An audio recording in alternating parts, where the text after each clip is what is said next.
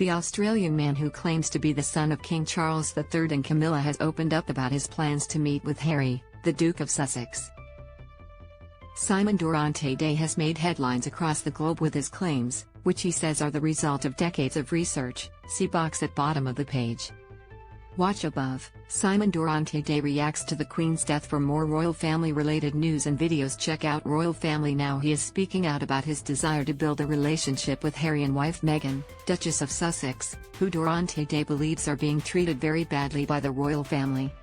"I think Harry and I have an awful lot in common, very much so," he told 7 News.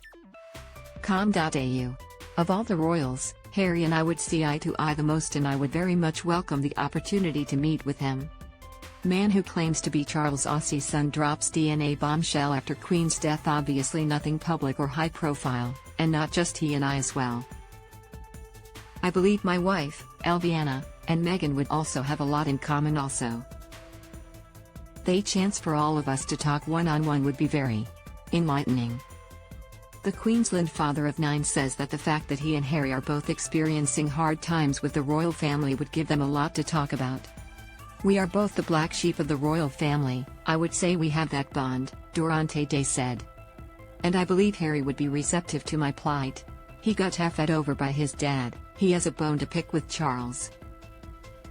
Just like I do."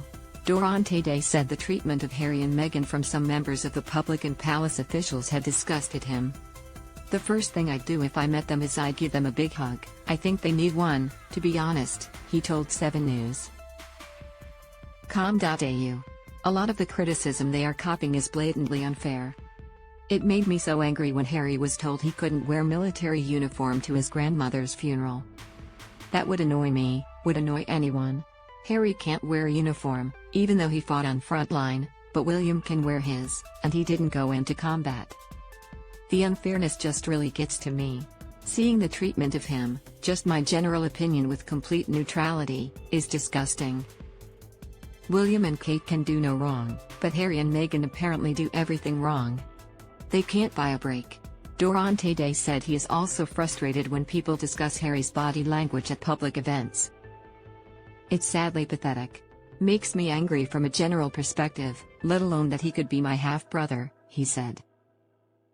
"When people say he looked very nervous and jumpy, I understand where Harry is coming from with that. I can tell that he's worried about someone attacking Meghan and saying something that will force her to react. My wife is the same, so I can relate. My advice for Harry is to let her go, to let Meghan say what she wants to say. People have been racist and insensitive to Meghan, she should give it back to critics without people looking down on her. He has a black wife. They say there isn't a race issue, but there is. People are so ignorant." Dorante-Day's comments about forging a friendship with Harry and Meghan come just hours after the world farewelled Queen Elizabeth II. The 56-year-old said he and his wife did not watch the ceremony, but admits he has seen a few key moments on social media. "I've seen bits in the feed, but honestly, I just went to bed," he said. "Since she died we've really gone through a roller coaster of emotions. One minute we are laughing, then we are angry, then we are emotional. The most touching thing from the funeral was I woke up from a message from a school buddy who I knew in England. He texted and said that he watched the funeral today, and I can only imagine how you feel. That was really touching." Dorante-Day said that he is still coming to terms with the passing of the Queen.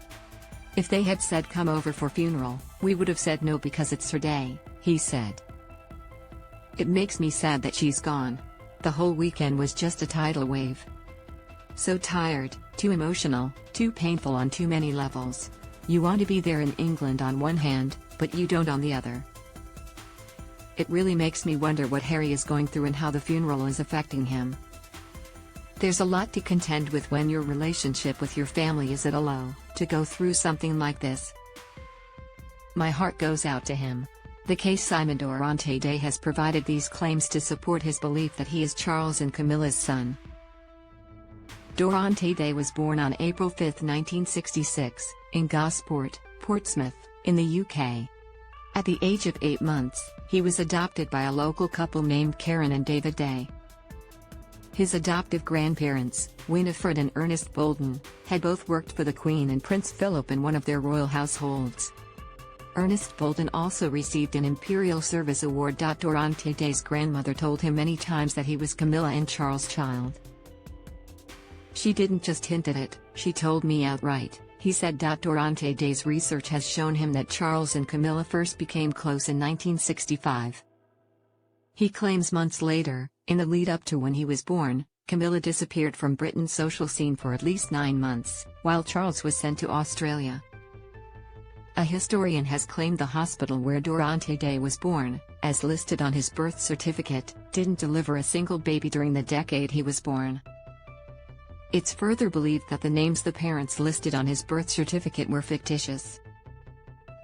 Dorante-Day claims Camilla kept him until he was 8 months old, using the royals and protection officers to help conceal him. He goes on to allege that when he was getting too old, it was arranged that one of the Queen's former house staff, Dorante-Day's adoptive grandmother, would have her daughter adopt him. Dorante-Day said he has recollections of being taken to houses around Portsmouth as a little boy. There he would spend time with the woman he believes was Camilla, while protection officers and his adoptive parents waited outside. Dorante-Day said his first and middle name, Simon Charles, were given to him by his biological parents. "My adoptive mother told me that it was a condition of the adoption that my name, Simon Charles, stay the same, my middle name stay the same," he said. Charles and Camilla had a close friend called Simon at the time. And finally, thank you all for watching the video. Please like and comment your opinion so we can discuss together. Don't forget to subscribe, press the bell to follow and update many other interesting news. See you in the next videos. Goodbye.